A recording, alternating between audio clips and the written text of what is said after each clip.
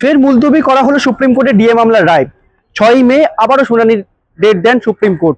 এবং এরই মাঝে এই যে ডিএ, রাজ্য সরকারের আইনজীবী কপিল সিব্বল তিনি বলছেন যে পরপর নিয়ম মাফিক দিয়ে দেওয়া হচ্ছে, কিন্তু আদৌ থেকে দেওয়া দেওয়া হচ্ছে এই ডিএ? কারণ বিভিন্ন রকম প্রশ্ন উঠে আসছে এই ডিএ দেওয়া নিয়ে। এই মুহূর্তে আমি ঠিক দাঁড়িয়ে রয়েছি সংগ্রামী যৌথ মঞ্চের, যারা দীর্ঘদিন ধরে এই ডিএ কে নিয়ে আন্দোলন করে চলেছেন। তারা কি বলছেন?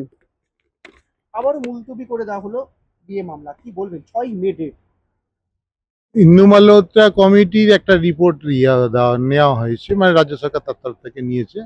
এবং সুপ্রিম কোর্টের যে 5ই ফেব্রুয়ারি রায় ছিল, সেই রায়তে বলা হয়েছিল যে 2008-এর এপ্রিল থেকে আর 19-এর ডিসেম্বর পর্যন্ত যে টাকাটা টোটাল পাওনা, তার 25% ইমিডিয়েটলি দিতে হবে। এবং ইন্দু মালহোত্রা কমিটি যে যে ইনস্টলমেন্টটা ঠিক করে দেবে, তার প্রথম কিস্তিটা 31শে মার্চের মধ্যে দিতে হবে এবং 15ই এপ্রিলটা তাতে কমপ্লায়েন্স রিপোর্টটা দিতে হবে।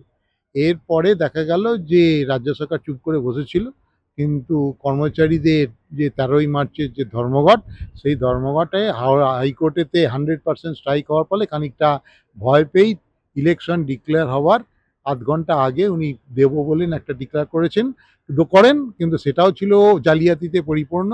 কারণ ওনার ইয়েটা হয়েছে 15 তারিখে, অ্যানাউন্সমেন্ট হয়েছে 15 তারিখে, 15ই মার্চ। আর কিন্তু তার অর্ডারের ডেটটা ছিল 13ই মার্চ, কিন্তু ওটা আপলোড হয়েছে 16ই মার্চ।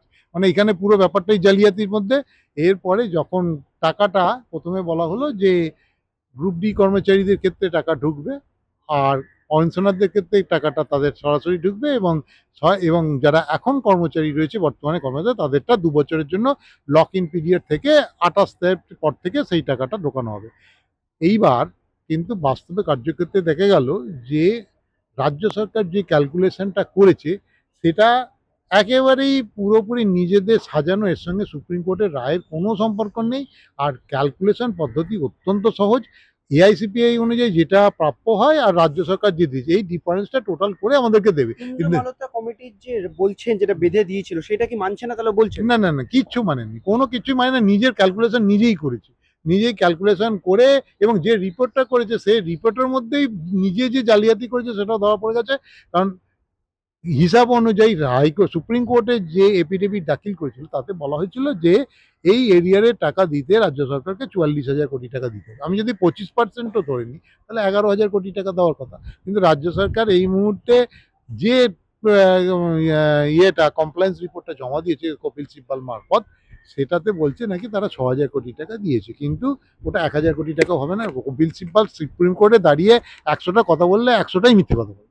যেমন অভয়ার মায়ের ক্ষেত্রে বলেছিল যে মৃতদেহ নাকি তার বাবা মার হাতে দিয়ে দেওয়া হয়েছে। তাই এইরকম মিথ্যে কথা উনি বলে থাকেন। সেই রকমই মিথ্যে কথার অভ্যাসটা ওইখানে গিয়ে বলেছেন। এবং আমাদের থেকে যতটুকু সুযোগ পাওয়া গেছে, সেখানে পরিষ্কার করে বলা হয়েছে যে এই রিপোর্ট বা ওনাদের দেওয়া কমপ্লায়েন্স রিপোর্ট সম্পূর্ণ মিথ্যাচারে ভরে পরিপূর্ণ। এবার সিন্ধু মালবিকা কমিটিকে আবার 27 তারিখে বসে একটা আলোচনা করে ঠিক করতে বলেছে, এবং 6ই মে ডেট করে গেছে। আমরা আশা করব যে সুপ্রিম কোর্ট নিশ্চয়ই আমাদের প্রতি সুবিচার করবে। এইটা আমরা আশা করে আছি। তারপরে সুপ্রিম দেখা যাক। কোর্টের রায় কি তাহলে অবমাননা করছে এ রাজ্যের সরকার? হ্যাঁ, অবশ্যই সুপ্রিম কোর্টের রায় তো বরাবরই অবমাননা করে আসছে। এবং কর্মচারীরা যখন ধর্মঘট করেছে হাইকোর্টে, 100% ধর্মঘট 13ই মার্চ সফল হবার পরে সেই রিপোর্ট সুপ্রিম কোর্টে চলে যায়। এবং মুখ্যমন্ত্রী বুঝতে পারে যে তার একটা সুপ্রিম কোর্ট একটা তার প্রতিক্রিয়া জানাবে, তখনই উনি ভয়ের চোটে মামাটি মানুষের সরকার দিয়ে দেবে সবাইকে, ভোট কর্পোরেশন, পঞ্চায়েত, শিক্ষক এইসব বলে উনি একটা এক্সট্যান্ডারে লেখেন। এবং তারপরে সরকারি অর্ডার বেরোয় ব্যাকডেট দিয়ে। সেই সরকারি অর্ডারে শুধু সরকারি কর্মচারীদের কথা বলা হয়েছে, অন্যদের, ভোট কর্পোরেশন, পঞ্চায়েত, শিক্ষকদের কথা বলা হয়নি।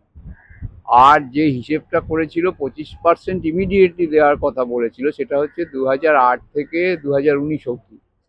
সেইখানে দেখা যাচ্ছে যে রাজ্য সরকার নিজেই মন গড়া একটা সময় ঠিক করে নিয়েছে, 1/1/2016 থেকে 31/12/2019। এটা সুপ্রিম কোর্টের রায়ের সঙ্গে কোনো সঙ্গতিই নেই।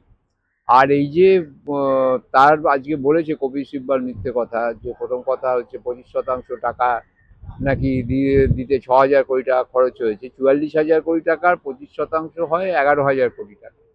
আর কপিল সিব্বল বলছে 6,000 কোটি টাকা। আমাদের হিসেব ওটা 6,000 কোটি টাকা হয়, ওটা 1 থেকে 1,500 কোটি টাকা হয়েছে। কারণ এবিসি যারা তাদের এই 3 বছরের টাকাটা গেছে প্রভিডেন্ট ফান্ডে, গ্রুপ ডিরা টাকা পেয়েছে আর পেনশনাররা পেয়েছে।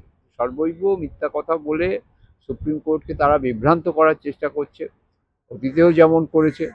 তা আমাদের আইনজীবী তারাও ছিলেন, সুপ্রিম কোর্ট তারা হয়তো বুঝেছেন যে নির্বাচনের পরে শুনানি করলে ভালো হয়, আর সেই জন্য 6 মে ডেট দিয়েছেন। আমরা আশাবাদী যে সেই দিন নিশ্চয়ই এই রাজ্য সরকারের মিথ্যাচার ভেঙে, যে সরকারই থাকুক, সরকারের পক্ষেই তো পশ্চিমবঙ্গ সরকারের পক্ষে থাকবেন, কথা বলবেন আইনজীবীরা, তাদের মিথ্যাচার ভেঙে এই সুপ্রিম কোর্টের যে প্রকৃত রায়, যে ইন্দু মালহোত্রা কমিটিকে নিয়ে সুপারিশ করে প্রথম কিস্তি দিয়ে দেওয়া, এবং সেইটা নিয়ে শুনানিটা হবে সেই দিন। বারংবার কি তাহলে সরকার পক্ষের এই যে মিথ্যেচার থেকে শুরু করে